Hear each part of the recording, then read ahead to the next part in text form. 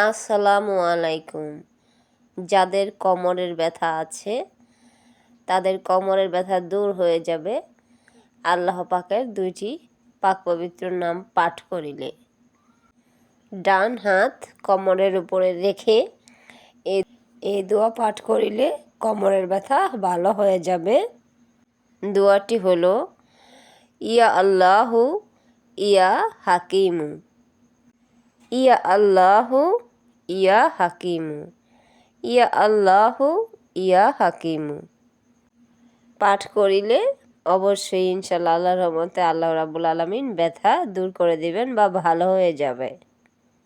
তো ভিডিওটি ভালো লাগলে শেয়ার করে দিবেন, এতে আপনার অনেক সওয়াব হবে, অনেক মানুষের উপকারে আসবে, আপনি অনেক সওয়াবের অংশীদারি হবেন।